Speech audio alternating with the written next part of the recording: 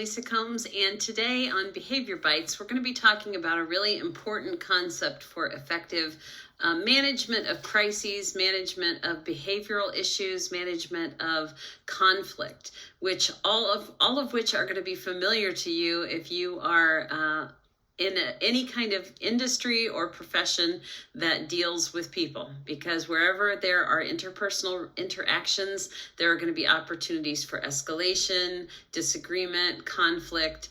And so we're going to really talk about the importance of something called rational detachment, which is the ability to manage your own behavior, your own emotions, your own reactions in a given situation that's full of stress or tension or conflict, and not take the behavior, the actions, the words of others personally in that situation.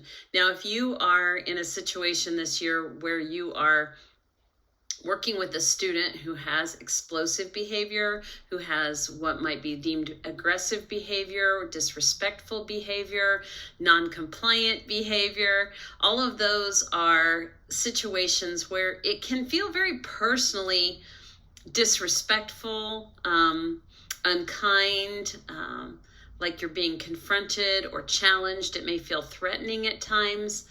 And the important thing to know is that we are really wired as human beings to respond to the emotions of other human beings. And so if we don't have a proactive plan for managing our own emotional response in a situation of tension or stress or conflict, we can unintentionally really contribute to the escalation of that situation and make things even more difficult for ourselves and the other person. And so absolutely, it's true that if you are in a situation where you have one student or multiple students who are presenting significant behavioral challenges in your class, you're waking up and you are stressed out before the day even begins. And so it's really important to think ahead of time about how you're going to enter the day, what kind of attitude you're going to have, what things you're going to do in order to maintain that rational detachment that's going to make you a more effective problem solver in that situation. And so you might think through ahead of time when we're in the situation, and I think we covered this in another session of Behavior Bites, but when we're in the situation, it's pretty hard to come up with how I'm going to respond appropriately when someone calls me a profane name, or when someone insults me, or when someone challenges my authority or tries to pull me into a power struggle. So it's not the best time to try to come up with a solution or a response when we're confronted with that situation. So as we covered in another session, we have to train or teach or prepare for a situation, not in the situation.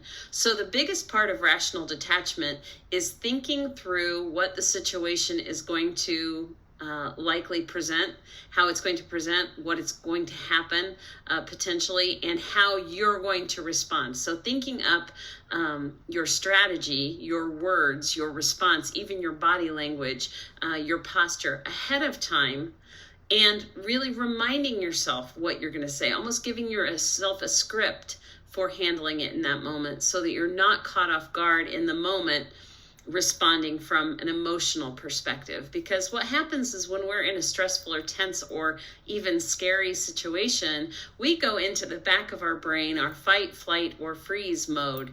And that's not a good time to be deciding what to do, because we may escalate the situation even further. And so we want to plan proactively. If he calls me this, what is my response going to be? Because oftentimes, students or anyone who is saying disrespectful things to someone is wanting to see a reaction from it. And so it's really best to have planned out what your response is going to be that may not be that much of a response at all, but you've decided ahead of time rather than allowing it to get a hold of you in the moment. So the next really important aspect of rational detachment is to have an avenue planned for release of your negative energy, your stress, your fear, your frustration, your anger.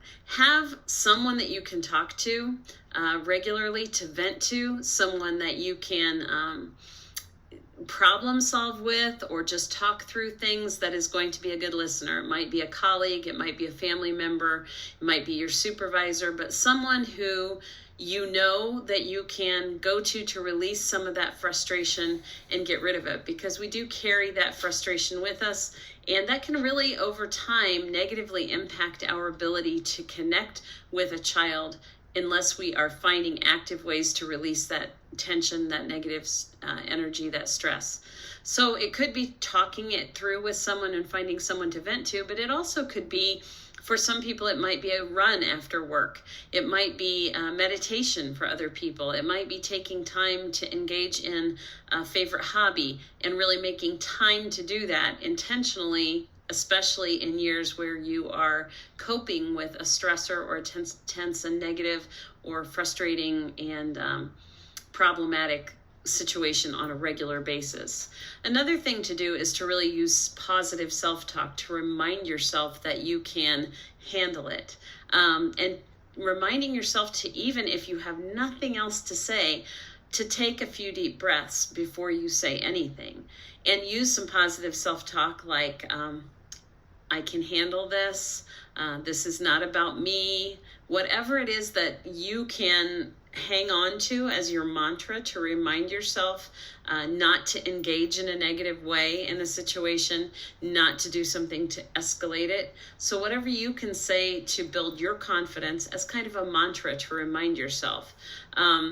Also watch your own verbal, nonverbals, and paraverbals. So your body language, your facial expression, the way your posture is. Understand that only about 90% of our communication is nonverbal. It's not about the words we're saying. It's about our tone of voice, our facial expression, our body language and posture.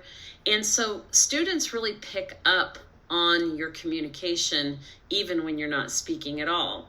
Or when you're speaking, if your paraverbals, such as your tone of voice and your body language, are saying something very different, the body language, the paraverbals and nonverbals are going to speak louder than the words. And so you really need to, again, be mindful not to be communicating something with your nonverbals and paraverbals that might escalate the situation. And another thing is to just remember to focus on progress and not perfection, both from your student and for yourself. Recognize that these are stressful situations. The student you have who is having behavioral challenges is not giving you a hard time, they're having a hard time. And if you can change your perspective to that, it really opens up the opportunity to recognize that it's not personal. It's not about you. It's they're having a struggle. They don't have the self-management skills to de-escalate and to choose a better option. And so they're having a hard time. They're not giving you a hard time, and it's not a personal thing.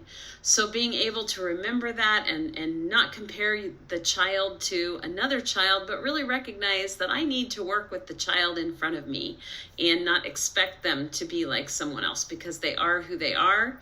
It's not about me. It's not a personal affront to me.